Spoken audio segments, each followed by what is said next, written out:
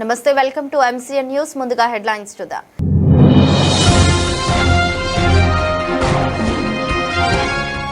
మొరం గ్రామంలో జాతి రహదారి పక్కన ఉన్న ఇంట్లో దొంగతనం, 35 గ్రాముల బంగారం, 600 గ్రాముల వెండి మరియు నగదు చోరీ.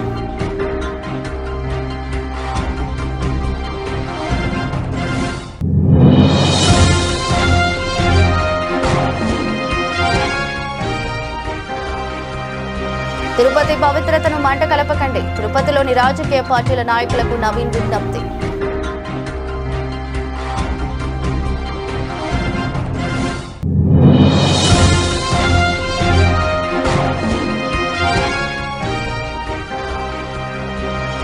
అరుదైన వ్యాధితో బాధపడుతున్న అభిమాని నిరంజన్ను పరామర్శించిన పవన్ కళ్యాణ్.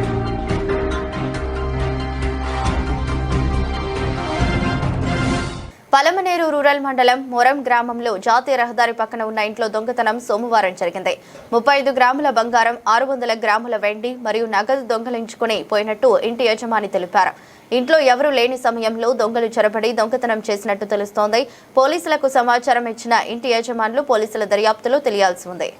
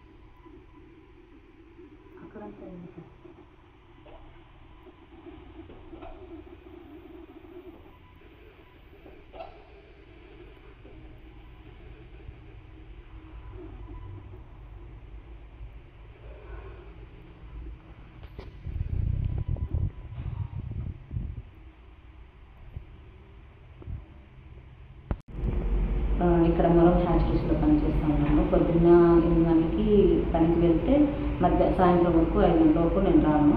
కానీ మా ఆయన మధ్యాహ్నం 1 గంటలకు భోజనానికి వస్తాడు. ఆయన చూసే లోపలే ఇదంతా జరిగింది.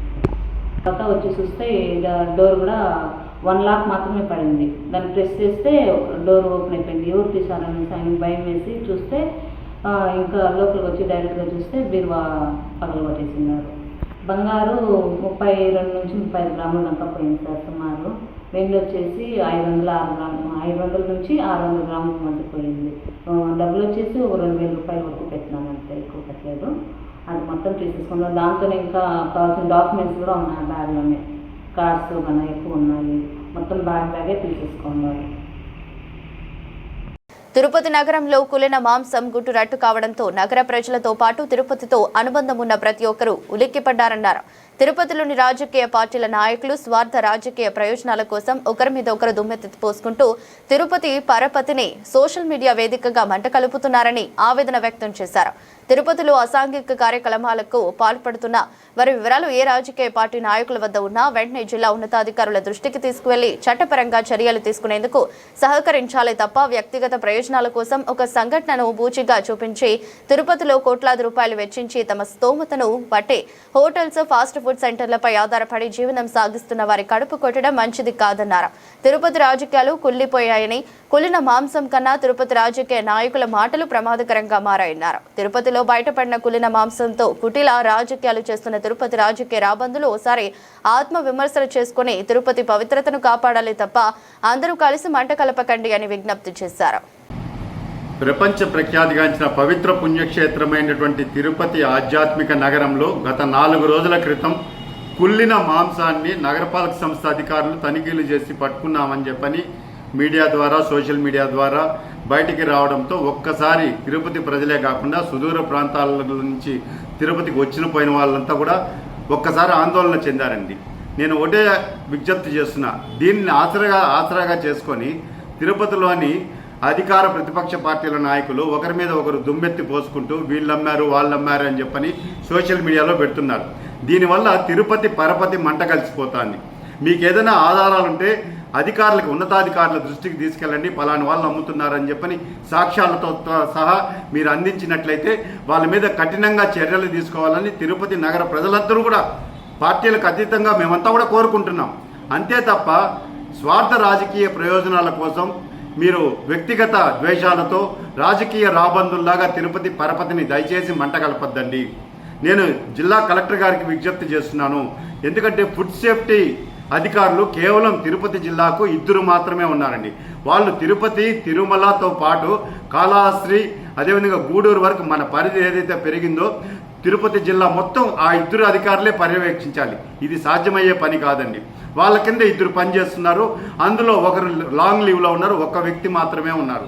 దీని కారణంగా తిరుపతి నగరంలో పుట్టగొడుగుల్లా పుట్టుకొస్తున్నటువంటి ఈ ఫాస్ట్ ఫుడ్ సెంటర్లను పర్యవేక్షించాల్సిన బాధ్యత నగరపాలక సంస్థలోని ఈ శానిటరీ అధికారుల మీద ఉన్నదండి. పారిశుద్ధ్య అధికారులు ఖచ్చితంగా ప్రతినిత్యం కనీసం వారానికి ఒకరోజు వెటర్నరీ డాక్టర్ ఉంటాడండి మున్సిపల్ కార్పొరేషన్లో. వాళ్ళు చేయాల్సిన బాధ్యత ఏమంటే ఏదైతే ఈ మేకలు, కోళ్ళు కోస్తారో అక్కడికి వెళ్ళి స్టాంప్ వేసి దాన్ని ఓకే చేసిన తర్వాత ఎటువంటి జబ్బులు లేదు అని పరిశీలించిన తర్వాతే వాళ్ళు దాన్ని కట్ చేసి వ్యాపారం చేసుకోవాలండి. అలా కాకుండా అసలు పర్యవేక్షించే నాదుడే కరువు అయిపోయారు. నగరపాలక సంస్థ అధికారులు ఏం నిద్రపోతున్నారో మాకైతే అర్థం కావడం లేదు. మీరు రోడ్లలో తిరగండి, ఇలాంటి ఏదైతే స్లాటెడ్ హౌసెస్ ఉన్నాయో అక్కడ పోయి మీరు పరిశీలించండి. అసలు వాళ్ళు కొన్ని వందల జంతువులను తీసుకొచ్చేసి అక్కడ ఇళ్లలో కట్టేస్తున్నారు. ఎవరు పట్టించుకునే వాళ్ళు లేరు. అక్కడ ఆ పరిసర ప్రాంతాలంతా కూడా దుర్గంధంగా వ్యాపించి అక్కడ ఉండే వాళ్ళకు కూడా, ఎవరైతే వ్యాపారాలు చేస్తున్నారో వాళ్ళు కూడా అనారోగ్యం పాలవుతున్నారు. వాళ్ళకంటూ ఒక స్థలాన్ని కేటాయించండి నగర ప్రజలకు దూరంగా. అదేవిధంగా రూల్స్కి ఏ విధంగా వాళ్ళు పాటించి ఖచ్చితంగా అక్కడ మాంసాహారం అమ్ముకుంటే ఎటువంటి అభ్యంతరం లేదండి. కానీ ఇలాంటి కుళ్ళిన మాంసాన్ని రోజుల తరబడి పెట్టేసి చిన్న చిన్న హోటల్స్కి అమ్మేసి ఈరోజు ప్రజల ప్రాణాలతో చెలగాటమాడుతున్నారు. ఈ విషయాన్ని రాజకీయ పార్టీల నాయకులు సోషల్ మీడియాలో పెట్టడంతో ఒకరి మీద ఒకరు దుమ్మెత్తి పోసుకుంటూ బయట ప్రాంతాల్లో ఉన్నటువంటి వాళ్ళు, స్నేహితులు, బంధువులు, తిరుపతికి వచ్చిపోయే వాళ్ళంతా కూడా తిరుపతి పరపతి ఏమి ఇంత మంట కలిసిపోతుంది, ఇది ఎవరి వైఫల్యం అంటున్నారు. నిజంగా రాజకీయ పార్టీల నాయకులు చేసే ఈ రాజకీయ క్రీడంగంలో తిరుపతిలో ఉన్నటువంటి పవిత్రత ఈరోజు దెబ్బతీస్తున్నారండి. నేను ఒకటే విజ్ఞప్తి చేస్తున్నా, దీని కారణంగా అన్ని హోటల్స్ అన్నీ కూడా పాడైపోయాయని చెప్పి కొంతమంది చెప్పేస్తున్నారు. వాళ్ళు బతుకు తెరువు కోసం అనేక మంది కోట్లాది రూపాయలు వెచ్చించి హోటల్స్ పెట్టుకున్నారు. అదేవిధంగా స్తోమతను బట్టి చిన్న చిన్న ఫాస్ట్ ఫుడ్ సెంటర్లు పెట్టుకున్నారు. ఎక్కడైతే తప్పు జరిగిందో వాళ్ళని కఠినంగా శిక్షించండి. ఇలాంటి పునరావృతంగా కాకుండా కాపాడండి. అంతేగాని మొత్తం తిరుపతి అంతా కూడా కుళ్ళిపోయిందని చెప్పని ఈ రాజకీయ నాయకులు ఈ తిరుపతి పరపతిని కుళ్ళులో ముంచేస్తున్నారండి. ఇది చాలా బాధాకరమైనటువంటి విషయము. నేను జిల్లా కలెక్టర్ గారిని కూడా నేరుగా కలిసి విజ్ఞప్తి చేస్తాను. ఖచ్చితంగా ఎవరైతే ఇలాంటి దుర్మార్గాలకు పాల్పడుతున్నారో వాళ్ళని కఠినంగా శిక్షించాలని చెప్పని విజ్ఞప్తి డిమాండ్ చేస్తున్నానండి. ఈ రాజకీయ పార్టీ నాయకులకు కూడా విజ్ఞప్తి చేస్తున్నా, మీ దగ్గర ఆధారాలు ఉంటే ఉన్నతాధికారుల దృష్టికి తీసుకెళ్ళి ఇలాంటివి మన తిరుపతిలో జరగకుండా మన తిరుపతి పవిత్రతను కాపాడండి అని చెప్పి నేను విజ్ఞప్తి చేస్తున్నానండి. విజయవాడ ఇంద్రకీలాద్రి దుర్గమ్మ సన్నిధిలో బుధవారం ఉదయం సామూహిక ఉచిత అక్షరాభ్యాస మహోత్సవం అత్యధిక వాతావరణంలో వైభవంగా జరిగింది. ఆలయ చైర్మన్ బుర్ర రాధాకృష్ణ, ఈవో వికే సీననాయక్ పర్యవేక్షణలో ముందస్తుగా రిజిస్ట్రేషన్ చేసుకున్న 250 మంది చిన్నారుల చేత పండితుల మంత్రోచ్చరణల నడుమ తల్లిదండ్రులు అక్షరాలు దిద్దించారు. దేవస్థానం తరపున ఉచితంగా పూజా సామాగ్రిని అందించి అనంతరం ప్రత్యేక క్యూలైన్ ద్వారా చిన్నారులకు తల్లిదండ్రులకు దుర్గమ్మ సత్వర దర్శనం మరియు ప్రసాదాలు కల్పించారు. విజయవాడ ఇంద్రకీలాద్రి దుర్గా మల్లేశ్వర స్వామి దేవస్థానంలో బుధవారం ఉదయం సామూహిక ఉచిత అక్షరాభ్యాస మహోత్సవం ఆధ్యాత్మిక వాతావరణంలో వైభవంగా ప్రారంభమైంది.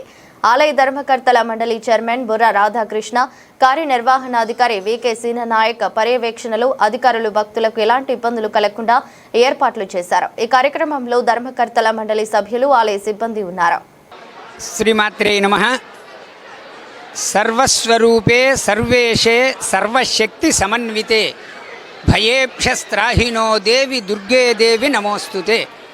ఈ కలియుగంలో దుర్గానామం ఉచ్చరిస్తేనే చాలు సకల దుర్గతులన్నీ కూడాను నివారణ అయ్యి సద్గతులు కలుగుతాయి అని చెప్పి మనకి దేవి భాగవతాది గ్రంథాల్లో విశేషంగా పురాణాల్లో వర్ణించడం జరిగింది.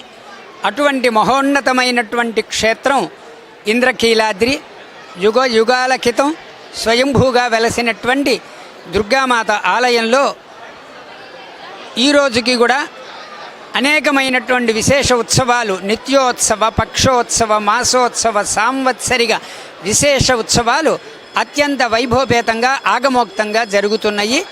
మరి వాటిల్లో భాగంగా మన ప్రియతమ ముఖ్యమంత్రి గారి యొక్క ఆదేశం మేరకు మా దేవాదాయ శాఖ ఉన్నతాధికారులు, మా దేవాదాయ శాఖ మాత్యులు శ్రీ రామనారాయణ రెడ్డి గారు, మరి అట్లాగే మా ప్రిన్సిపల్ సెక్రటరీ గారు, మా కమిషనర్ గారి యొక్క ఆదేశాల మేరకు మా ఈవో గారు, మా చైర్మన్ గారు ఈ రోజున శ్రీ దుర్గామల్లేశ్వర స్వామి వార్ల దేవస్థానంలో సామూహిక అక్షరాభ్యాసాలు ఇంద్రకీలాద్రి పుణ్యక్షేత్రం నందు ఈరోజు జూన్ 17 ఈరోజు నిజజ్యేష్ఠ మాసం నందు మామూలుగా ప్రతిరోజు కూడా మనకి ఇక్కడ అక్షరాభ్యాసము, అన్నప్రాసన, ఇతర సేవలన్నీ జరుగుతూ ఉంటాయి.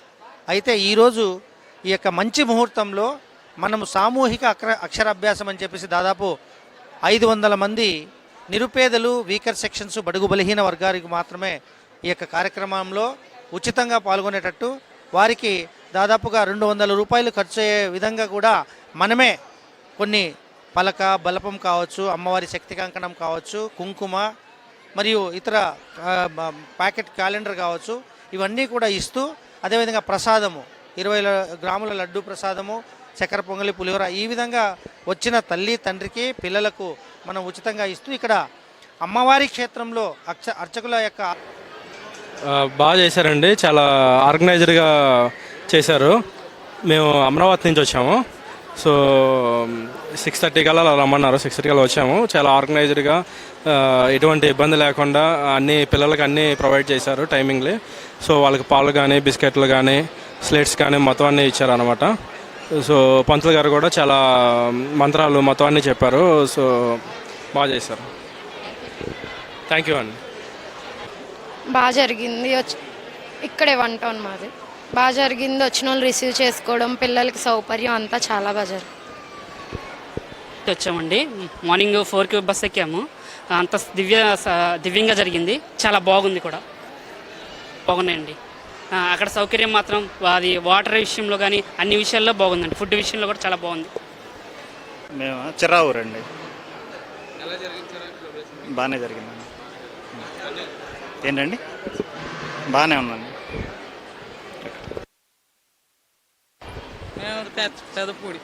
పెదపూడి తెనాల దగ్గర చాలా బాగా జరిగింది. అన్ని కూడా సక్రంగా ఇచ్చారు. పాపకు పాలు ఇచ్చారు, వాటర్ ఇచ్చారు, ఇబ్బంది లేదు.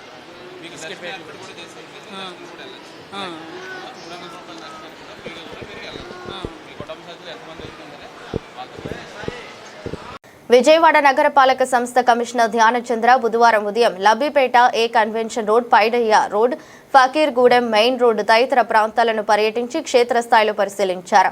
ఈ సందర్భంగా కమిషనర్ మాట్లాడుతూ వర్షాలు కురిసిన సమయంలో బెంచ్ సర్కిల్, ఎంజీ రోడ్డు పరిసర ప్రాంతాల్లో నీటి నిల్వలు ఏర్పడటానికి గల కారణాలను అధికారులను అడిగి తెలుసుకున్నారు. డ్రైనేజీ వ్యవస్థలో కనెక్టివిటీ సక్రమంగా ఉందా, ఎక్కడైనా గ్యాప్లు ఉన్నాయా, నీటి ప్రవాహానికి ఆటంకాలు ఏమైనా ఉన్నాయా అనే అంశాలపై సమగ్రంగా పరిశీలించారు. ఈ పర్యటనలో zonal commissioner K Shammi, assistant medical health officer doctor Gopala Nayak, assistant city planner Mohan Babu, executive engineer incharge Ramarao సిబ్బంది ఉన్నారు.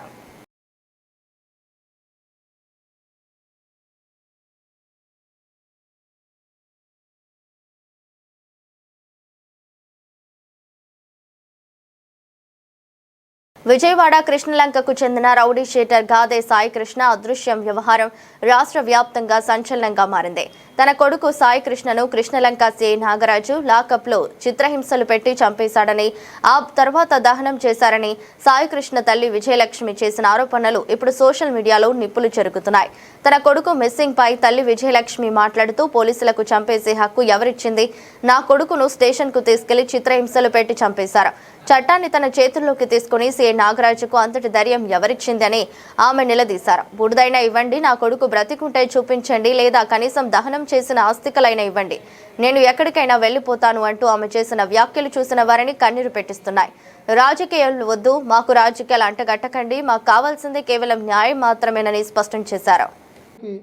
ఈ రాష్ట్రంలో ఉన్న అన్ని పార్టీలకి, ఈ రాష్ట్రంలో ఉన్న చంద్రబాబు నాయుడు గారికి, హోమ్ మినిస్టర్ అనిత గారికి, మన పవన్ కళ్యాణ్ గారికి, నారా లోకేష్ గారికి, మేము పనిచేసింది జనసేనకి, మేము పనిచేసింది లోకేష్ గారికి, మమ్మల్ని ప్రశ్నించమంది జనసేన నాయకుడు పవన్ కళ్యాణ్ గారు. మా దగ్గరికి రాజీకి వచ్చింది, మమ్మల్ని ఒప్పిస్తానికి, మమ్మల్ని బెదిరిస్తానికి, మా ఇంట్లో వాళ్ళని బెదిరిస్తానికి, ఆడపిల్లలను బెదిరిస్తానికి వచ్చింది జనసేన నాయకుడు, తూర్పు నియోజకవర్గ ఇన్ఛార్జి అంబిశెట్టి వాసు. ఈ ముఖంగా చెప్తున్నాం, మేము భయపడే వాళ్ళం కాదు. రాధారంగ మిత్రమండలికి, కొల్లకొండ శివాజీ గారికి, నరహరిశెట్టి నరసింహరావు గారికి, అంబటి రాంబాబు గారికి, మరియు లోకేష్ గారికి, అవినాష్ గారికి, దేవినేని అవినాష్ గారికి, మల్లాది విష్ణు గారికి, వీళ్ళందరితో పాటు చెన్నుపాటి శ్రీను గారితో పాటు ఈ విజయవాడ సిటీలో, నగరంలో ఉన్న అన్ని కులాలు, అన్ని మతాలు, అన్ని పార్టీలు మాకు సపోర్ట్గా నిలిచాయి. మాకు కులం లేదు, మాకు మతం లేదు. మా ఫ్యామిలీలో ఒక అక్కకు అన్యాయం జరిగి ఆడబిడ్డ అలా ఏడుస్తుంటే కళ్ళ నీళ్ళ పెట్టిన పోలీసు లేడు. మేము పోలీసు వ్యవస్థను మొత్తాన్ని విమర్శించట్లా, మేము విమర్శించేది 6 టౌన్ సిఐ నాగరాజుని, ఆ 6 టౌన్లో ఉన్నటువంటి కానిస్టేబుల్స్ని, ఆ 6 టౌన్ పరివారం మొత్తాన్ని విమర్శిస్తున్నాం. పోలీసులు అంటే ఇంటికి పెద్దన్నయ్య పాత్ర పోషించాలే తప్ప ఏ పోలీసు కూడా చట్టాన్ని తన చేతిలోకి తీసుకొని మనిషిని తీసుకొచ్చి చిత్రహింసలకు గురి చేసి, హత్య చేసి, నిర్దాక్షిణ్యంగా తీసుకెళ్లి దహనం చేసి, వాళ్ళ ఇష్టానుసారంగా అస్థికలు కూడా ఇవ్వకుండా బేరసారాలకి దిగుతూ, రాజకీయాలకి, రౌడీయిజాలకి పాల్పడుతూ మా అయ్యా. నా కొడుకు పేరు గాదే సాయి కృష్ణ, 23 సంవత్సరాల పిల్లోడిని. కృష్ణలంక నాగరాజు గారు నా ఇంటికి 2 కానిస్టేబుల్ని పంపించి నన్ను రమ్మన్నారు సార్ గారు అని చెప్పి తీసుకొచ్చాడు. సీఏ గారు రమ్మన్నారని చెప్పి నన్ను అక్కడి నుంచి తీసుకొచ్చాడు. అక్కడి నుంచి తీసుకొచ్చి నా చేతిలో ఫోన్, నేను వస్తాను, నా చేతిలో ఫోన్ లాగేసుకొని నన్ను తీసుకొని వెళ్ళిపోయి 12:30, 1 గంట దాకా నన్ను అక్కడ పెట్టి సార్ పిలుస్తున్నారని చెప్పారు. లోపలికి వెళ్తే నీ కొడుకు ఎక్కడా అని అడిగాడు. నా కొడుకు ఎక్కడ ఉండటం లేదయ్యా, వేరే చోటకి వెళ్ళిపోయాడు, ఏదో కష్టపడి బతుకుతున్నాడు అని నేను చెప్పా. నీ కొడుకుని నేను చంపేస్తా, నువ్వు దండ రెడీ చేసుకో, వెళ్ళిపో బయటికి అని చెప్పి నోటికొచ్చినట్టు మాట్లాడి నన్ను బయట కూర్చోబెట్టి నేను వెళ్ళిపోయి బయట కూర్చున్నా, తిడుతున్నాడని చెప్పి కూర్చుంటే కాసేపు ఆగిన తర్వాత 1:30, 2 అయ్యిందయ్యా. నేను వెళ్ళిపోయి వెళ్ళమ్మా భోజనం చేసిరా, నీరసంగా ఉన్నామని పక్కన వాళ్ళు అన్నారు. అంటే నేను కిందకి వెళ్ళిపోయి కూడా నాకెవరో పైనుంచి పిల్లల కేకలు వినపడుతున్నాయి కొడుతున్నట్టు. నేను ఇక గుమ్మలోకి ఎక్కడ దాకా రోడ్డు మీదకి కూడా రాలా. నేను ఇంకా ఆ గేటు దాటి బయటకు వచ్చాను, నాకు కేకలు వినిపించేటప్పటికి అమ్మో నా పిల్లోడు ఇక్కడే ఉన్నాడని చెప్పి నేను వెనక్కి వచ్చా. పెద్ద కేకలు నన్ను చూడండి అయ్యా, మా అబ్బాయి ఎక్కడే ఉన్నాడయ్యా, నన్ను ఎందుకు ఇన్ని రోజుల నుంచి తిప్పుతున్నారు, నా కొడుకుని తీసుకొచ్చేసి నన్ను ఇలా చేసి వాడి గోల్డ్ పీకేసి ఇష్టం వచ్చినట్టు ఆంబోతులాగా కొట్టి, చాలామంది ఉన్నారయ్యా, దాంట్లో 5-6 ఉన్నారు. నా బిడ్డను పట్టుకొని కొట్టి ఆ బాబురావు గాడు బండెక్కించుకెళ్ళి నా బిడ్డను ఏం చేశాడో మీ అందరికీ న్యాయంగా ఉంటే, ఆ బాధ భరాయించలేక మా చెల్లికి వచ్చి చెప్పుకొని వాళ్ళని తీసుకెళ్తే ఆవిడ లాయర్లు తీసుకొని వెళ్తే, మేము తీసుకురాలేదమ్మా అని కాసేపు ఎక్కడన్నా ఉన్నాడేమోలే కనుక్కుంటూ.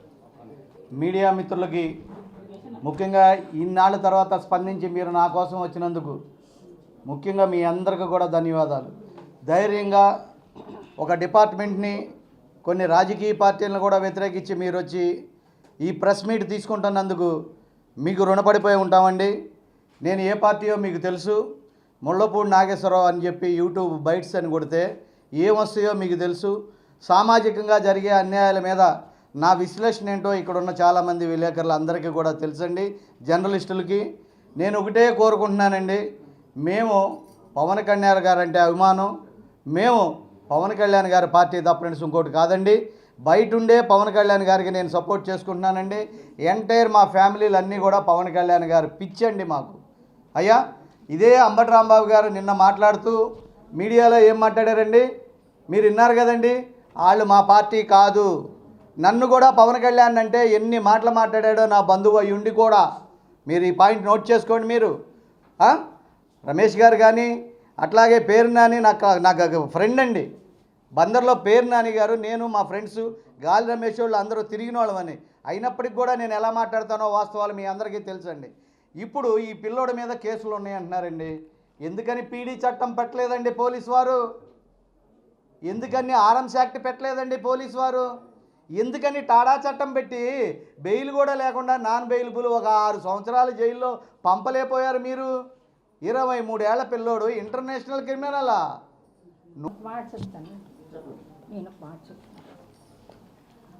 సాయికృష్ణ కేసుల గురించి అంబేద్కర్ బొమ్మ దగ్గరికి వచ్చి బందర్ రోడ్లో నేను ఎక్స్ప్లెనేషన్ ఇస్తాను. ఎవరైనా నిజాయితీ గల పోలీస్ ఆఫీసర్ కానీ, నిజాయితీ కలిగిన మిగిలిన వాళ్ళు ఎవరైనా రాజకీయ నాయకులు కానీ, పోలీస్ ఆఫీసర్స్ కానీ ఉంటే వచ్చి సమాధానం చెప్పానండి. అతని కేసుల గురించి ఎక్స్ప్లెనేషన్ నేను ఇస్తాను. నిజాయితీ గల ఆఫీసర్స్ ఎవరైనా ఉంటే అంబేద్కర్ బొమ్మ దగ్గర బందర్ రోడ్లో వచ్చి నుంచుంటాం. మా ఫ్యామిలీ 200 మంది ఉన్నా 200 మంది వచ్చి నుంచుంటాం. వాడి కేసుల గురించి ఎక్స్ప్లెనేషన్ ఇమ్మనండి. కంప్యూటర్ లిస్ట్ తీసి ఇమ్మనండి. రన్నింగ్లో ఉన్న కేసులు లిస్ట్ తీసి ఇమ్మనండి. నేను ఛాలెంజ్ చేస్తున్నాను మీడియా ముఖంగా. 200 కేసులు, 300 కేసులు, 40 కేసులు ఉన్నాయని, రాజకీయ నాయకులతో సంబంధాలు ఉన్నాయని దయచేసి ఈ కేసుకి రాజకీయాలను పులవద్దు.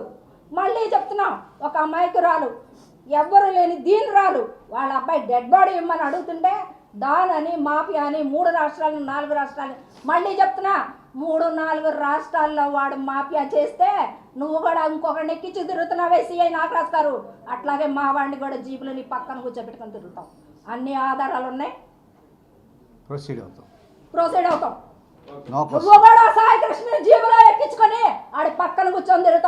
ఏపీలో వైద్య ఆరోగ్య శాఖకు సంబంధించి కీలక పరిణామం చోటు చేసుకుంది. రాష్ట్ర వ్యాప్తంగా పనిచేస్తున్న వేలాది మంది కాంట్రాక్ట్ స్టాఫ్, నర్సులు, పారామెడికల్ సిబ్బంది తమ సమస్యల పరిష్కారం కోసం పోరుబాట పట్టారు. విజయవాడలోని అలంకార్ సెంటర్, ధర్నా చౌక్ వేదికగా వారు ప్రభుత్వం ముందు 5 ప్రధాన డిమాండ్లను ఉంచారు. ఆంధ్రప్రదేశ్ రాష్ట్ర వ్యాప్తంగా డిఎంఈ, ఏపీవీవీపీ మరియు డిపిహెచ్ విభాగాల్లో పనిచేస్తున్న కాంట్రాక్ట్ నర్సులు, ఫార్మసిస్టులు, ల్యాబ్ టెక్నీషియన్లతో సహా పారామెడికల్ సిబ్బంది అంతా ఏకమయ్యారు. తమ దీర్ఘకాలిక సమస్యలను ప్రభుత్వం దృష్టికి తీసుకెళ్లడమే లక్ష్యంగా జూన్ 17 బుధవారం ఉదయం నుంచి సాయంత్రం వరకు విజయవాడ అలంకార్ సెంటర్, ధర్నా చౌక్ వద్ద శాంతియుత నిరసన చేపట్టారు. అండి, నా పేరు షమా బేగం. నేను అయితే చాలా కాలంగా ఈ కాంట్రాక్ట్ నర్సెస్ చేస్తున్న విధంలో నేను ఎప్పుడు వాటిలో పార్టిసిపేట్ చేస్తూ ఉంటాను. గత 2011 తర్వాత మాకు రెగ్యులర్ నోటిఫికేషన్ లేదు. అప్పటి నుంచి మా పిల్లలు కాంట్రాక్ట్ లోనే తక్కువ జీతాలకి ఎక్కువ వర్క్ చేస్తున్నారు. దీనికోసం మేము గత గవర్నమెంట్ లో నుంచి కూడా చాలా కాలంగా మేము పోరాడుతూనే ఉన్నాము. కానీ ఎక్కడా కూడా ఎలాంటి బెనిఫిట్ ఇవ్వట్లేదు. పైగా మా మేడం చెప్పినట్టు ఇప్పుడు చాలా పిఎస్సీలో ఏంటి, టీచింగ్ హాస్పిటల్స్ లో ఏంటి పని భారం ఎక్కువ ఉంది. ఇదంతా కాకుండా ఈ మధ్య నిధి పోర్టల్ తీసుకొచ్చి 4 months నుంచి మా పిల్లలకి శాలరీస్ లేక చందాలు కలెక్ట్ చేసుకుని ఈ మహాధర్నా ప్రకటించారు. ఇన్నాళ్లలో ఎప్పుడు కూడా మా పిల్లలు బయటికి రాలేదు. కానీ ఇప్పుడు ఎంతో బర్నింగ్ అయ్యి ఎంతో బాధపడుతూ బయటకు వచ్చారు. అలాగే మేము ఈ గవర్నమెంట్ నర్స్ అసోసియేషన్ తరఫున, మాది రెగ్యులర్ అసోసియేషన్ అయినా మేము మా కాంట్రాక్ట్ పిల్లలందరికీ సదా ఎంత పోరాటాలు ఏం చేసినా వాటన్నింటిలో మేము వెన్నంటి ఉంటామని మీ మీడియా ముఖ్యంగా మీరు కూడా గవర్నమెంట్ కి మా బాధని, మా పిల్లల బాధని మీరు ఖచ్చితంగా తీసుకెళ్తారన్న నమ్మకంతో ముగిస్తున్నాము. క్షమా బేగం, విజయవాడ. ప్రెసిడెంట్ అండి, నా పేరు షమా బేగం. నేను అయితే చాలా కాలంగా ఈ కాంట్రాక్ట్ నర్సెస్ చేస్తున్న విధంలో నేను ఎప్పుడు వాటిలో పార్టిసిపేట్ చేస్తూ ఉంటాను. గత 2011 అందరికీ సదా ఎంత పోరాటాలు ఏం చేసినా వాటన్నింటిలో మేము వెన్నంటి ఉంటామని మీ మీడియా ముఖ్యంగా మీరు కూడా గవర్నమెంట్ కి మా బాధని, మా పిల్లల బాధని మీరు ఖచ్చితంగా తీసుకెళ్తారన్న నమ్మకంతో ముగిస్తున్నాను. షమా బేగం, విజయవాడ. రెగ్యులర్ గా గవర్నమెంట్ ఏదైతే శాంక్షన్ చేసిందో ఆ లీవులు ఆఫ్లు వాళ్ళు తీసుకునేటట్లు, ఆరోగ్యంగా ప్రజలకు సేవ చేసేటట్లు వాళ్ళకు వాతావరణం కల్పించాలని గవర్నమెంట్ ను రెగ్యులర్ అసోసియేషన్ తరఫున డిమాండ్ చేస్తున్నాను. అలాగే ఈ కాంట్రాక్ట్ వాళ్ళు ఎప్పుడు ఏ కార్యక్రమం చేపట్టినా వాళ్లకు సహకారాలు మా అసోసియేషన్ ద్వారా అందిస్తాము. Okay, thank you. S Radhamma, AP government nurses association రాష్ట్ర అధ్యక్షురాలు. యోగా సాధన ద్వారా శారీరక దృఢత్వంతో పాటు మానసిక ప్రశాంతత మరియు ఆరోగ్యకర జీవన శైలి సాధ్యమవుతుందని రాష్ట్ర ప్రత్యేక రక్షణ దళం director general doctor CM Trivikram Varma పేర్కొన్నారు. ఈ నెల 21వ తేదీ 12వ అంతర్జాతీయ యోగా దినోత్సవాన్ని పురస్కరించుకుని బుధవారం విజయవాడ ఇబ్రహీంపట్నంలోని doctor Narla Tatarao thermal power స్టేషన్లో రాష్ట్ర ఎస్పీఎఫ్ పోలీస్ విభాగం ఆధ్వర్యంలో యోగాంధ్ర కార్యక్రమం చేపట్టారు.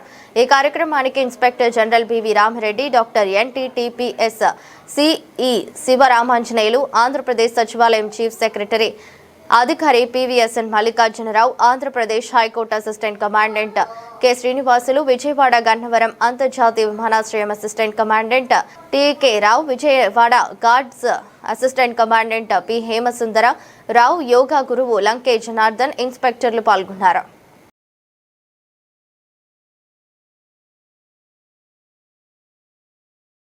ఆంధ్రప్రదేశ్ ఉప ముఖ్యమంత్రి వర్యులు జనసేన పార్టీ అధ్యక్షులు పవన్ కళ్యాణ్ మరోసారి మానవత్వాన్ని చాటుకున్నారు. అరుదైన డిఎన్డి అనే జన్యుపరమైన వ్యాధితో బాధపడుతూ ఎదుగుదల లేని స్థితితో మంచంకే పరిమితమైన యువ అభిమాని కోరికను మన్నించి స్వయంగా అతని నివాసానికి వెళ్లి పరామర్శించారు. ఆర్థిక భరోసాతో పాటు భగవంతుని తీర్థ ప్రసాదాలు అందజేశారు. తెలంగాణ రాష్ట్రం హనుమకొండ పట్టణంలోని హనుమాన్ నగర్కి చెందిన 17 ఏళ్ల నిరంజన్ అరుదైన వ్యాధితో పోరాడుతున్నాడు. తన చివరి కోరికగా శ్రీ పవన్ కళ్యాణ్ ని కలవాలని అభిలాషించారు. తెలంగాణ జనసేన నాయకుల ద్వారా విషయం తెలుసుకున్న ఉప ముఖ్యమంత్రి వర్యులు బుధవారం స్వయంగా నిరంజన్ ఇంటికి వెళ్లారు. అతని దగ్గరకు తీసుకుని పరామర్శించారు.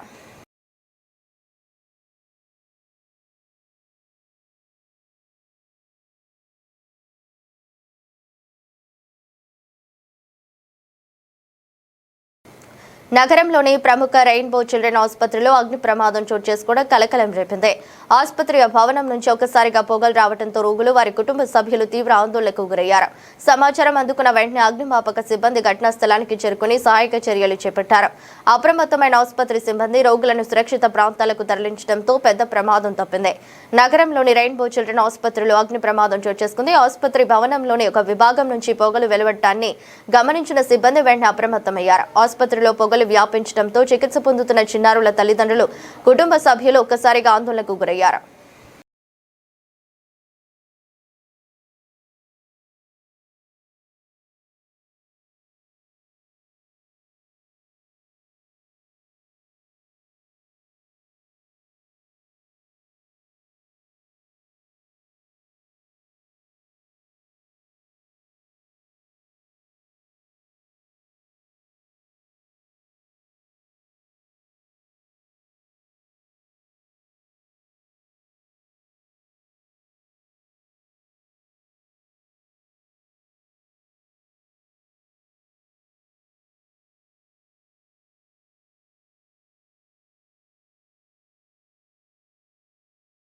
వార్తలు ముగించే ముందు మరోసారి హెడ్లైన్స్.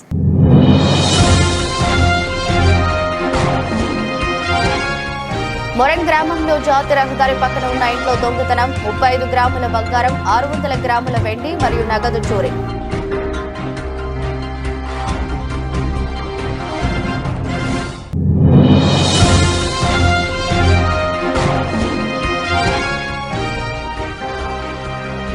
తిరుపతి పవిత్రతను మంట కలపకండి, తిరుపతిలోని రాజకీయ పార్టీల నాయకులకు నవీన్ విజ్ఞప్తి.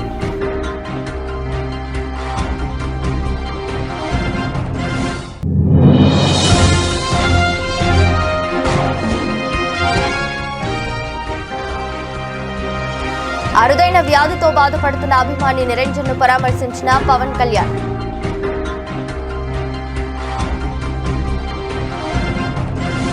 ఇది రోజు బులెటిన్. మరో బులెటిన్లో మళ్ళీ కలుద్దాం. అంతవరకు సెలవు. నమస్కారం.